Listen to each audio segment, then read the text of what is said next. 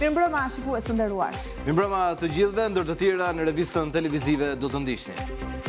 KQZ kërkon mbylljen e zyreve elektorale në 7 bashki për shkelje të rregullave zgjedhore. Vijojnë të mbërrinë zarfe me vota të diasporës, rreth 36.000 emigrantë kanë votuar, ndërkohë që ata nga Italia dhe Greqia janë me numrin më të lartë të votuesve.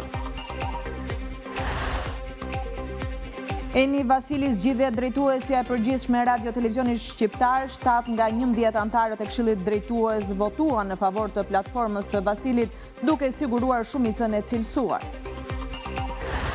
Në Kosovë nuk po arrihet të zgjidhet kreu i ri i parlamentit, lëvizja vetëvendosje siguron vetëm 57 vota nga 61 që duhen. Opozita kundërshton emrin e Alburena Xhiot. Krahas provimeve, maturantët janë me dilemën e zgjedhjes së degëve për në universitet. Këshillimi i karrierës është i rëndësishëm në këtë moment. IT dhe inxhinieria e ndërtimit kryesojnë listën e përzgjedhjes nga gjimnazistët. Nesër do të zhvillohet funerali i Papa Franceskut, me mira personalitete marrin pjesë. Shqipëria ka shpallur ditëzie kombëtare të shtunën. Ati i shenjtë do të pret në Bazilikën Santa Maria Maggiore të Romës.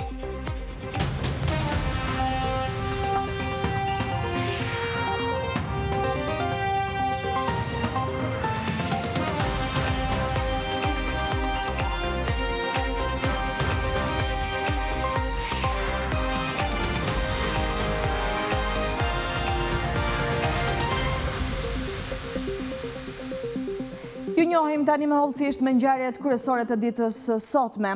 Komisioni Qendror i Zgjedhjeve kërkon mbylljen e zyrave elektorale në 7 bashki të vendit për shkelje të rregullave zgjedhore. Vendimi erdhi pas 13 raporteve të shkeljeve nga monitoruesi. Dhe në fakt, në mbledhjen e sotme është diskutuar gjithashtu dhe mënyra e votimit elektronik në 2 zonat ku është përcaktuar për të votuar elektronikisht. Zona e Vorës dhe njësia numër 10 në Tiranë do të pajisen me qendra lëvizëse që do të instruktojnë votuesit. Komisioneri Shtetëror i Zgjedhjeve kërkoi mbylljen e zyrave zgjedhore dhe heqjen e materialeve propagandistike nga fasadat e banimeve në 7 bashki të vendit për shkelje të rregullave zgjedhore. Vendimi erdhi pas 13 raporteve të depozituara në KQZ nga monitoruesit edhe prek bashkit Korç, Durrës, Elbasan, Kamës, Kruj, Shijak dhe Lushnjë. Nga administrata janë vlerësuar se propozimet janë në përputhje me përcaktimet e kodit zgjedhor dhe kërkojmë miratimin e tyre. Kërkohet mbyllja e zyrave zgjedhore, të cilat janë hapur në kundërshtim me udhëzimin numër 6 të Komisionerit Shtetëror të Zgjedhjeve. Mirë, dakord. Komisioni Rregullator miratoi projekt vendimet për procesin e votimit dhe numërimit elektronik në Bashkinë Vorë dhe njësinë numër 10 në Tiranë. 4 pro, kundër, 1 miratohet. Ky vendim hyn në fuqi më njëherë dhe publikohet në faqen elektronike zyrtare të Komisionit Qendror të Zgjedhjeve. Në njësinë numër 10 dhe në Vorë janë ngritur qendra të lëvizshme testimi që do të jenë çdo ditë prezente, përfshirë edhe ditën e zgjedhjeve, në mënyrë që votuesit të shterojnë çdo paqartësi përpara se të shkojnë të votojnë.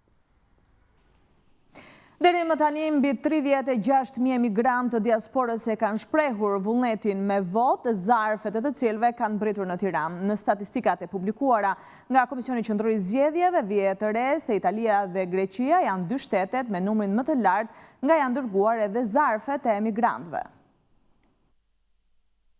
Në Parkun Olimpik Feti Borova kanë bërritur rreth 36.000 pakos zgjedhore me vota nga emigrantët shqiptar. Zarfet po monitorohen 24 orë nga kamera sigurie dhe përfaqësues të partive politike, ndërsa do të hapen në 11 maj. Sipas të dhënave zyrtare të publikuara nga Komisioni Qendror i Zgjedhjeve, rreth 193.000 pakos zgjedhore janë tërhequr nga emigrantët, nga 245.000 në total. Komisioni Qendror i Zgjedhjeve vijon t'ju bëjë thirrje emigrantëve të tërheqin pakos zgjedhore deri në datën 5 maj, pasi pas këtij afati, zarfet do të rikthehen në Shqipëri, ndërsa qytetarët që kanë tërhequr pakot zgjedhore duhet që pasi të kenë votuar, ta nisin zarfin përmes kompanisë kontraktore sa më shpejt, pasi çdo votë e cila mbërri në territorin e Republikës së Shqipërisë pas orës 19 të datës 11 maj do të jetë e pavlefshme.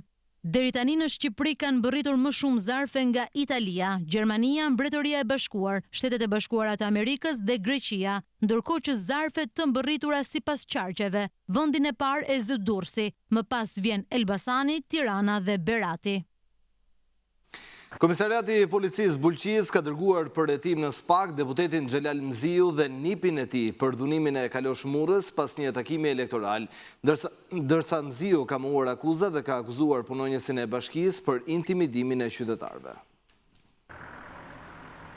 Komisariati i Policisë së Bulqicës ka referuar në Prokurinë e posaçme materiale për nisjen e hetimit ndaj deputetit Xhelal Mziu dhe nipit të tij, Elson Mziu, pasi dyshohet se kanë dhunuar 33 vjeçarin Kalosh Murra pas një takimi elektoral në fshatin Ostren të njëjtën më 24 prill. Murra, i cili mban detyrën e përgjegjësit të ndihmës ekonomike në Bashkinë e Bulqicës, është goditur në ambientet e jashtme të njësisë administrative Ostren. Policia e Diprës ka nisur hetime për veprën penale kanosje apo dhunim ndaj pjesëmarrësve në zgjedhje dhe ka dërguar materialet hetimore në SPAK për deputetin dhe nipin e tij. Ndërsa vetë Mziu dha një version tjetër për ngjarjen. Në një status në rrjetet sociale, ai pretendon se punonjësi i bashkisë ka intimiduar pjesëmarrësit në takimin e PD-s, duke i kërcënuar se do t'ju heqë ndihmën ekonomike. Sipas Mziut janë përfaqësuesit e PD ata që janë dhunuar. Në pak minuta para vendit ku mbaj takimi i përfaqësuesve të opozitës, ka mbërritur Jeton Dani, babai i kandidatit të Partisë Socialiste dhe mbështetës të tij, dhe kanë ushtruar dhunë barbare ndaj kryetarit të Forumit të Partisë Demokratike në Bulqiz. Për të shuar konfliktin, ka ndërhyrë kryetari i Partisë Demokratike Bulqiz, avokat Shaqir Manjani, të cilin e kanë goditur gjithashtu pas shpine. Sjellja e policisë ngre dyshimet për dienia apo në mos të jetë përfshirë në këtë ngjarje, pasi jo vetëm që e manipuloi ngjarjen dhe shpërndau një informacion të rrem, por ka refuzuar që të marrë denoncimin e drejtuesve të Partisë Demokratike të Bulqizës. Ndër të tjera, deputeti i PD ka bërë thirrje SPAK të sekuestroj pamjet e kamerave në zonë dhe të hetojë ngjarjen.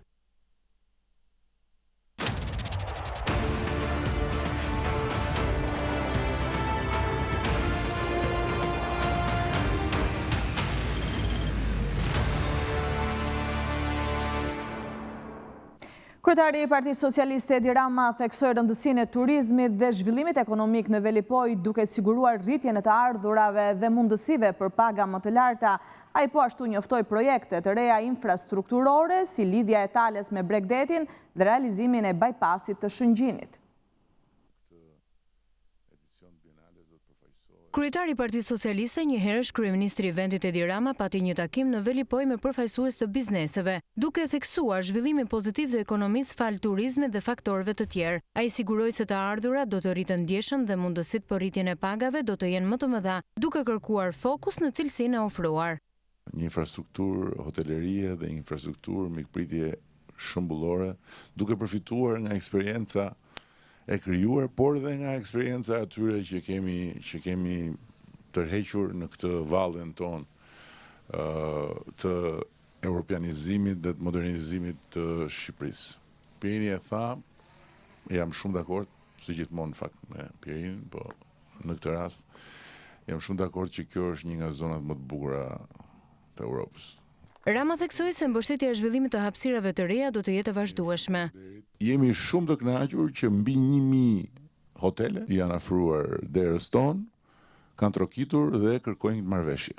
Dhe kështu nuk keni më inspektime, historira, kontrole, shkoket bjeri derës, ka njëri mrena dhe ju dini shumë mirë pastaj. Për llogaritja paraprake e të ardhurave vjetore bazuar në 3 vitet e fundit dhe bazuar në rritjen ekonomike është shumë e drejtë, shumë e ndershme për 2 palët, edhe bie dakord me tatimet. Kjo është shuma që unë i detyrohem shtetit. S'ke aty as kontrole thelluara, as telefonata, as historira. Sipas Ramës, Velipoja është një nga zonat më të bukura të Europës, duke kërkuar zhvillim sipas standardeve europiane. Rama bëri të ditur një projekt të ri për lidhjen e zonës së Tales me Bregdetin. Sipas tij, kjo infrastrukturë është domosdoshme për të mbështetur zhvillimet e reja. Ai gjithashtu njoftoi për realizimin e bypassit të Shëngjinit.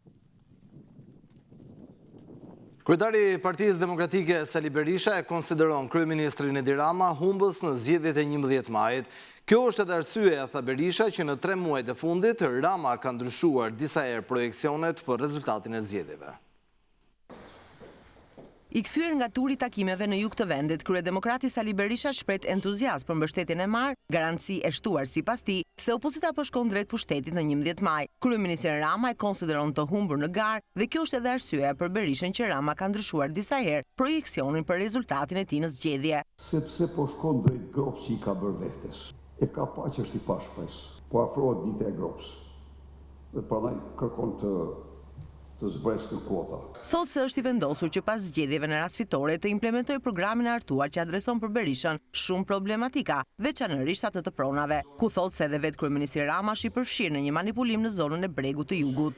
Ta kanë patur gjithsej të derë e 50, por s'ka pas asnjë pronë, ka me dokumenta. Ka shkruar Spiro Koleka, që ne s'kemi patur asnjë tokë, është tokë e manastirit dhe tokë publike, e marrë me dokumenta të falsifikuara. Provokime që vinë nga humbësit e zgjedhjeve i cilëson edhe zhvillimet në Dibër. Provokacion i ult i Blendi Klosit me militantët fanatik socialist ndaj udhëheqësit politik të qarkut Dibrës. Është e tëra kurth dhe provokacion. Më herët Berisha takoi student të mjekësisë ku tha se situata në sistemin shëndetësor është dramatike si pasojë e korrupsionit të lartë qeveritar. U premtua shëndetësi falas. A e dini ju që Instituti Zyrtar i Statistikave, që kontrollohet nga qeveria, njoftoi një javë më parë se shqiptarët paguajnë në vit 820 milion euro për kujdesin shtetësor nga xhepi i tyre, që të gjitha bazë korrupsionin. Berisha tha se në rast fitore e në zgjedhje PD në qeveri do të dyfishoj buxhetin për arsimin dhe shëndetësinë. Historia në të cilën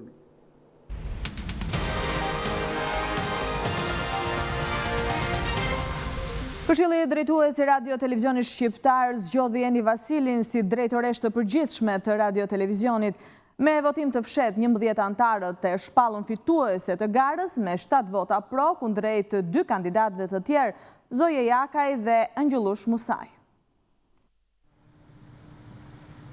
Eni Vasili vjen në krye të Radio Televizionit Shqiptar me 7 votat pro nga 11 antar të Këshillit drejtues. Duke siguruar 3/5 e votave, ajo kryesoi mbi 2 rivalet e tjerë, Zoje Jakaj, që mori 3 vota dhe Angjullush Musaj me 1 vot në raundin e dytë. Me përfundimin e votimit, kryetari i Këshillit drejtues Fatjon Hoxhalli shpall emrin fitues.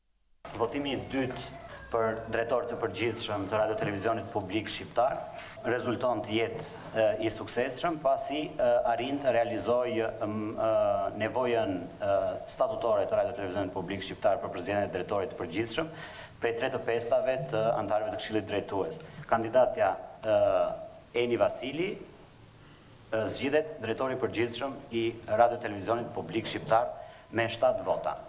Ftoj asistente ligjore të përgatitë dokumentin. Suksese zonja Vasili. Gazetarja dhe moderatorja e njohur e emisionit Open, me një karrierë të gjatë në lëmin e gazetarisë, do drejtojë Radio Televizionin Shqiptar me një mandat 5 vjeçar.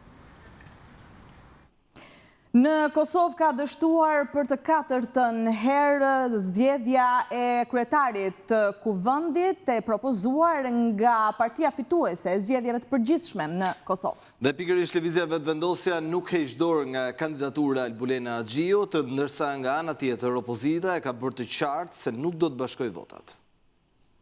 Kandidatja pra për Për të 4-ën herë radhës i kandidatja e lëvizjes vetëvendosje për kryetare të kuvendit të Kosovës, Albulena Xhiu nuk ka arritur të marrë 61 votat e deputetëve që i duheshin për të zgjedhur në krye të organit ligjvënës të vendit. Nga 118 deputetë që ishin të premten të pranishëm në sallën e seancave, Xhiu mori 57 vota pro, 48 kundër dhe 3 abstenime. Në këtë kushte kryesuesi i seancës Astrid Dahari shtyu seancën konstituive të kuvendit për datën 27 prill.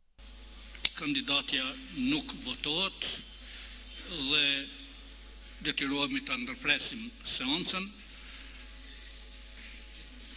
27 prill, sërish në ora 10, shihemi përsëri. Kandidatura e Xhiut kundërshtohet fuqishëm nga partitë opozitare. Kreu i PDK-s Memli Krasni që u shpreh se me këmbguljen e saj për Xhiun, vetëvendosje po mbante peng vendin. AK ndërkohë ka sugjeruar që partia që doli forcë e parë në zgjedhjet e nënshkurtit të çojë emra të tjerë në kuvend. Blokada është e qëllimshme dhe po vjen nga ana e lëvizjes vetëvendosje si partia e parë cilës i takon që ta propozojë kryetarin e kuvendit.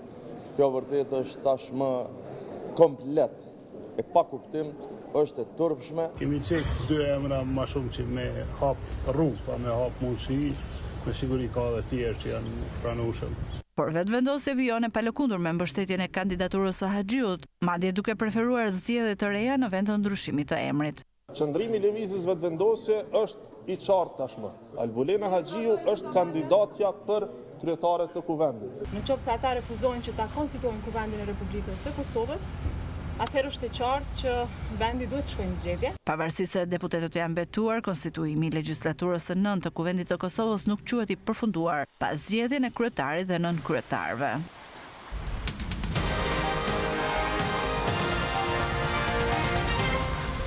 Informacioni mbi programet e studimit, profesionet dhe tregun e punës për maturantët janë në një proces që kërkon kohë. Ekspertë të fushës këshillojnë se është më rëndësi të merret në konsiderat këshillimi i karrierës si një hallkë e rëndësishme për ta. Ndërkohë që IT-ja dhe inxhinieria e ndërtimit kryesojnë listën e përzgjedhjes nga ana e gjimnazistëve. Një zgjedhje zgjuar e degës për një të ardhme të sigurt, apo orientimi në lidhje me procesin akademik, kërkon kohë, pothuajse në fund të rrugtimit të tyre. Për maturantët, përzgjedhja e degëve bëhet edhe më e vështirë, ndaj për ekspertët, këshillimi i karrierës luan një rol kyç. Këshillimi i karrierës tashmë fillon që në faza që në vitin e parë, fillon në vitin e dytë me përzgjedhjen e lëndëve dhe deri diku ata fillojnë të orientohet. Ka ende probleme që duhet ndoshta që në shkollën 9-vjeçare të ketë një sistem të mirëfillt. Këto 4-5 vitet e fundit maturantët gjithmonë më tepër e kanë parë këshillimin e karrierës dhe interesin për universitetet që në muajt e parë, në muajt janar, që sapo fillon viti i maturës. Si maturantët, si universitetet të shkëmbejnë ato informacione, ti thuash një maturanti zgjidh për 5 ditë universitetin, është shumë e vështirë. Në top listën e degëve që kryesojnë për zgjedhjen mbetet ajo e IT-s, kjo lidhur ngushtë edhe me zhvillimet e vrrullshme teknologjike.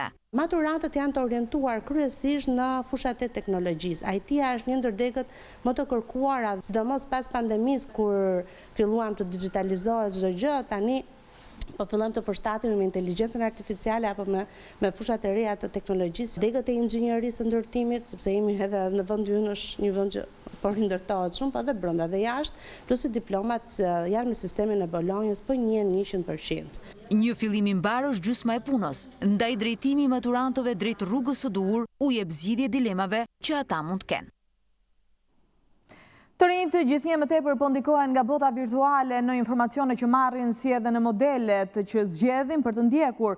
Për të mos gabuar, sipas sociologëve duhet më tepër kontroll nga familja dhe më shumë kujdes nga sistemi arsimor për të orientuar këta të rinj drejt zgjedhjeve të duhura.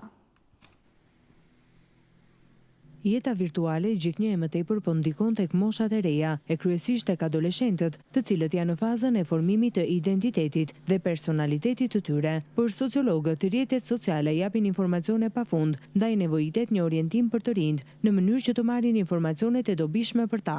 Teknologjia është thjesht një mjet që përdoret nga ne, pra nuk është menaxhuesi ynë. Ne e menaxhojmë teknologjinë, njeriu është ai që e menaxhon. Dhe në këtë rast, të rinjt, adoleshentët nuk kanë një mirë orientim drejt përdorimit të teknologjisë nga shkolla, nga sistemi arsimor, edhe nga familja, nga prindërimi efektiv. Në të dy rastet, mungesa e mirë informimit, e vetëdijësimit, e rritjes të vlerave që ka teknologjia nëse ne e përdorim në mënyrën e dur dhe për gjërat që ne vërtet na duhet dhe na vlen në jetë, çon që shpeshherë të abuzohet, të keq përdoret dhe të hyhet dhe në këtë pjesën e marrjes modeleve jo koherente, jo të duhura. Sociologja Maria Dojqa e thosë se sa i takon kujdesit dhe kontrollit të adoleshentëve, duhet më shumë përgjegjësi familjare. Prindërimi në shoqëritë tona është në krizë. Sot fëmia është bërë kryefjala e prindërve dhe këtu nga dashuria pa limite që çdo prind ka ndaj fëmijës, harrojnë që këtij fëmijë i duhet treguar dhe limiti, i duhet thënë dhe jo. Sipas sociologes, veç familjes, edhe shkolla ka një rol të rëndësishëm në edukimin dhe orientimin e të rinjve drejt zgjedhjeve të duhura. Fundjava do të karakterizohet nga moti i paqëndrueshëm, rreshje shiu, kthjellimet e erpashershme dhe temperatura që nuk do të kalojnë 20 gradë Celsius. Nga e marta pritet përmirësim i kushteve atmosferike me mot të qëndrueshëm dhe temperatura deri në 27 gradë Celsius. Moti i paqëndrueshëm do të vijojë të karakterizojë fundjavën në të gjithë territorinë e vendit. Paraditet dhe pasditet do të dominojnë nga alternime mes vranësirave të dendura dhe periudhave të shkurtra me kthjellime, ndërkohë që rreshtet e shiut do të jenë të pranishme në mënyrë të herpashershme në pjesën më të madhe të qarqeve të vendit. Depërtimi i masave ajrore të lagështa me origjin perëndimore do të na shoqërojë edhe gjatë fundjavës, duke sjellë mod kryesisht të vranët, sidomos gjatë ditës së shtunë, si dhe rreshtet e herpashershme shiu. Qenorët e para të mëngjesit rreshtet do të jenë prezente fillimisht përgjatë ujësirës perëndimore dhe gradualisht në gjithë territorin me intensitet të ulët dhe lokalisht mesatar në formë shtrëngatash, ku hera herës përgjatë reliveve malore, kryesisht në zonën lindore të vendit, do të shoqërohen me shkarkesa elektrike, po ashtu edhe breshër. E diela do të sjellë një panoramë të ngjashme meteorologjike, ku kushtet atmosferike do të mbeten të paqëndrueshme. Rreshtet e shiut do të vazhdojnë të shoqëruara me intervale të shkurtra kthjellimesh, ndërsa temperaturat pritet të qëndrojnë në mesataren sezonale, duke mos e kaluar pragun e 20 gradë Celsius. Edhe për ditën e diel moti do të vijojë të jetë i paqëndrueshëm, ku fillimisht moti parashikohet me kthjellime dhe gradualisht tim vranësirash të cilat do shoqërohen me rreshje lokale në pjesën më të madhe të territorit. Gjatë ditëve në vijim do të kemi sërish rritje në të dy javlerat, rritje graduale dhe të ndjeshme. Për sa i përket fillimit të javës që vjen, ndryshimi do të jetë i ndjeshëm, duke nisur nga dita e martë, moti pritet të përmirësohet ndjeshëm. Stabiliteti atmosferik do të rikthehet në pjesën më të madhe të vendit, duke sjellë kthjellime të zgjatura dhe rritje graduale të temperaturave, të cilat do të arrijnë deri në 27 gradë Celsius në disa zona.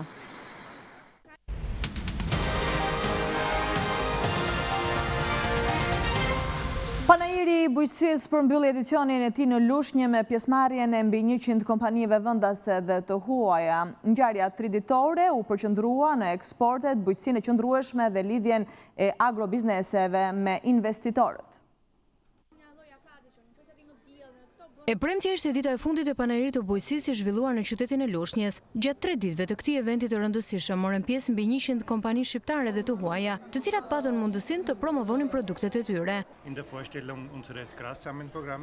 Ne jemi në shërbim të fermave dhe sektorit blegtoral. Fokusi ynë për këtë vit është prezantimi i inovacionit që sjellim nga Europa me 2 produkte të reja. Sot për herë të parë në Shqipëri prezantojmë linjën simultante të prodhimit bujqësor. Ditët e bujqësisë është një platformë që synon të lidhë agrobizneset dhe sipërmarrjet me ekspertë të industrisë, fermerë dhe investitorë nga vendi dhe rajoni. Jemi shumë të kënaqur me pjesëmarrjen. Ne operojmë në 2 degë në rrethin e Lushnjës, në qytetin e Lushnjës dhe në qytetin e Divjakës. Biznesi agrobiznesi mbetet në fokus. Shoh që pjesëmarrja është goxha e kënaqshme, ka goxha interesim për produktet e kompanisë. Për të 4-tin vit radhazi, ditët e panairit u fokusuan kryesisht në eksportet e prodhimeve bujqësore, bujqësinë e qëndrueshme si dhe në rritjen e standardeve të agrobizneseve dhe sektorëve të tjerë të përfshirë. Zhvillimet ekonomike gjatë 6 muajve të fundit të 2024 ishin pozitive, ndikuar nga ecuria e mirë e konsumit dhe investimeve, si dhe performanca e fortë e sektorit të turizmit. Megjithatë, sipas Bankës së Shqipërisë, sfidat për veprimtarim bankare dhe financiare vlerësohen në rritje bazuar nga zhvillimet ndërkombëtare. Rritja ekonomike gjatë 6 muajorë të dytë të vitit 2024 u shoqërua me ulje të papunësisë dhe rritje të punësimit dhe të pagave. Banka e Shqipërisë vlerëson se në këtë 6 muajor depozitat dhe kredit u zgjeruan, ndërsa fitimi u përmirësua në mënyrë të ndjeshme. Megjithatë, sfidat për veprimtarinë bankare dhe financiare vlerësohen në rritje. Kemi zhvillime të rëndësishme në nivel ndërkombëtar për shkak të situatës gjeopolitike dhe të luftës tregtare. Dhe për këtë arsye mbetet për tu parë se cilat do të jetë, po them, rezultati i këtij zhvillimi që ka ndodhur në tregjet ndërkombëtare. Por sidoqoftë, në rast se ai shoqërohet me rritje të pasigurisë, ka shumë mundësi që të ketë rritje të normave të interesit, rritje të presioneve inflacioniste dhe kjo të ndikojnë në termat konsumit dhe të investimeve në përgjithësi dhe sigurisht që edhe ekonomia jonë mund të preket nga këto ndikime. Qëndrueshmëria e sektorit bankar ndaj rreziqeve, thotë shehu, vlerësohet e mirë në bazë të rezultateve të ushtrimeve të provës së rezistencës. Të dy ushtrimet e provës së rezistencës tregojnë që në përgjithësi sektori bankar mbetet paraqit me një gjendje mjaft të mirë financiare dhe me tregues mjaft të mirë të rezistencës së tij. Sidoqoftë, për shkak të pasigurive që vijnë kryesisht nga zhvillimet ndërkombëtare, është e këshillueshme që sektori bankar të shfrytëzojë këtë periudhë të mirë financiare me norma të larta fitimi për të përmirësuar sistemet e veta të kontrollit dhe të administrimit të rreziqeve. Rezultatet e ushtrimit të provës së rezistencës ndaj rrezikut të përhapjes treguan gjithashtu që segmentet dhe subjektet të veçanta të sektorit bankar janë më të rrezikuar në rastin e goditjeve.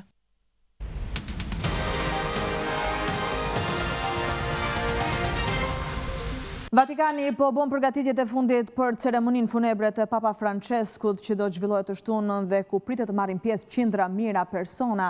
Ati i shenjtë do të prehet në Bazilikën Santa Maria Maggiore të Romës, ndërsa janë publikuar disa detaje të funeralit të tij. Vatikani po ndërmerr përgatitjet përfundimtare për përcjelljen për në banesën e fundit të Papa Franceskut, ndërsa mijëra besimtar u mblodhën sërish pranë Bazilikës Shën Pjetër për të kryer homazhet e tyre në nder të Atit të Shenjtë që ndroi jetë mëngjesin e së hënës në moshën 88 vjeçare. Rreth 50 krye shtetesh dhe 10 monark do të marrin pjesë në ceremoninë funebre të së shtunës, mes tyre edhe presidenti amerikan Donald Trump dhe i Ukrainës Volodymyr Zelensky. Autoritetet e Vatikanit dhe ato italiane kanë marrë masa të rrepta sigurie në zonën rreth sheshit Shën Pjetër, ku janë vendosur pajisje për bllokimin e dronëve, snajper mbi çati apo dhe avion luftarak që do të jenë në gjendje gatishmërie. Vatikani ka dhënë ndërkohë disa nga detajet e varrit ku udhëheci shpirtëror 1.4 miliard katolikëve do të prehet në Bazilikën Santa Maria Maggiore të Romës, një kishë e shekullit të 5 në zemër të kryeqytetit italian ku janë varrosur edhe 7 papë të tjerë. I fundit Papa Clementi IX në 1669. Varri Papa Francesku do të jetë i thjesht prej mermeri dhe mbi të do të shkruhet thjesht Franciscus. Mermeri është nga Liguria, krahina e veri perëndimore e Italisë ku patën jetuar para arsit e Papës Argjentinas. Mbi to do të varet një replike kryqi që Francesku pati mbajtur gjatë gjithë jetës së tij. Varri ndodhet pranë altarit të Shën Franceskut në Bazilikë. Santa Maria Maggiore ishte kisha e preferuar e Atit të Shenjtë. Në të lutej para dhe pas çdo udhëtimi, dëshirën për të prehur atje e pati shprehur që në 2023-shin, një nga 4 bazilikat papnore të Romës, në Santa Maria Maggiore prehen edhe eshtrat e disa figurave të njohura si arkitekti dhe skulptori Gian Lorenzo Bernini, që pati realizuar projektin e sheshit Shën Pjetër dhe kolonave të tij rrethuese. E ndërtuar rreth vitit 432, gjatë kohës që papi ishte Sixtus III, në atë bazilikë ndodhen edhe disa nga reliket më të rëndësishme të kishës katolike, mes të cilave edhe një ikonë e Virgjëreshës Mari që në krah mban foshnjën Jezus dhe që besohet se është realizuar nga Shën Luka. Presidenti Amerikan Donald Trump ka bërë të ditur se ka patur një bisedë telefonike me presidentin kinez Xi Jinping për tarifat që dy vendet kanë vendosur ndaj njëri tjetrit. Presidenti amerikan Donald Trump ka bërë me dije se ka folur me homologun e tij kinez Xi Jinping në lidhje me tarifat që dy vendet kanë vendosur ndaj njëri tjetrit. Në një intervistë për revistën Time, që raportohet të jetë realizuar në datën 22 prill, por që u publikua të premten, Trump u shpreh se Xi e kishte marrë në telefon dhe se mes dy vendeve ekzistonin bisedime aktive për një marrëveshje tregtare mes tyre. Nuk besoj se është shenjë dobësie nga ana e tij, u shpreh Trump për faktin që Xi e kishte telefonuar duke theksuar se priste arritjen e një marrëveshjeje tregtare gjatë 3 apo 4 javëve të ardhshme, pavarësisht se Kina ka mohuar se ka ndërmarrë negociate atregtie me SBA-n. Ekziston një shifër ku ata mund të ndihen mirë, por nuk mund t'i lëmë që ta arrijnë një fitim prej $1 trilion nga ne, u shpreh presidenti amerikan. Tensionet tregtare mes dy ekonomive më të mëdha në botë janë përshkallëzuar ndjeshëm pasi Trump vendosi një tarif shtesë prej 145% ndaj shumë madrave kineze për shkak të praktikave që Washingtoni sheh si të padrejta. Kina u kundërpërgjigj duke vënë një tarif prej 125% ndaj importeve amerikane.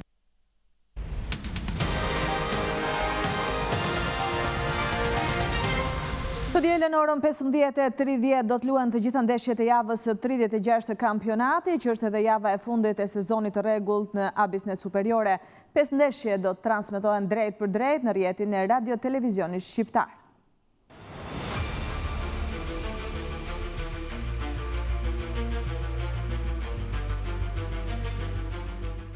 Abisnet Superiore ka mbritur në ndalesën e fundit të sezonit të rregullt. Java e 36 do të zhvillojë të dielën 5 fitat e fundit, të cilat do të përcaktojnë shumë të panjohura. Të gjitha takimet do të vinë live në rrjetin e radio televizionit shqiptar, i cili tregoi edhe një herë se mund të transmetojë në kohë reale një numër të tillë ndeshjes me profesionalizëm. Nuk do të mungojë asgjë nga 5 stadiumet në vend, duke përcjell gjithçka fillimisht në RTS Sport. Kanali sportiv do të paraprihej edhe një herë me emisionin Super Gol. Analiza në studion e Gerta Sakos me specialistët dhe gazetarët të cilët do të raportojnë nga terreni të rejat më të fundit dhe zgjedhjet e trajnerëve për formacionet e skuadrave. Të gjitha takimet kanë rëndësinë e tyre, pasi në cilën do nga ndeshjet që zhvillohet ka objektiva. RTS Sport do të sjellë takimin për vendin e 4 të zonës Final Four, Partizani Elbasani. Gjithashtu nëpërmjet këtij kanali do të keni mundësi të njiheni me rezultatet e ndeshjeve të tjera, si dhe renditjen e kampionatit në kohë reale. Në RTS2 do të transmetohet takimi Tirana-Dinamo. Bardhë Blut për të mbijetuar duhet të fitojnë derbi. Dueli mbijetesës Skënderbeu-Bylis do të vijë live në RTS3. RTS Plus do të përcjell takimin e Ignatia Teuta. Kryesuesit kërkojnë një pikë për të siguruar vendin e parë, ndërsa Teuta luan pa objektiva pasi ka siguruar qëndrimin. Vllaznia do të presë në Lore Borici Laçin, takim që do mund ta ndiqni në RTS Shkodra. Kurbinasit për të mbijetuar, ndërsa shkodranët kanë një shpresë të vogël për ta mbyllur në vendin e parë. Menjëherë pas mbylljes së takimeve, emisioni Super Gol do të bëjë analizën e të 5 sfidave, ndërsa nga stadiumet do të vinë intervistat me trajnerë dhe protagonistët e ndeshjeve. Java e 36 e Biznes Superiore do të zhvillohet të dielën në orën 15:30 dhe do të vijë live në rrjetin e Radio Televizionit Shqiptar me 5 takime njëkohësisht. Kjo ishte gjithçka përgatitur për këtë edicion informativ. Ne ju falenderojmë për vëmendjen tuaj. Natën e mirë. Natën e mirë.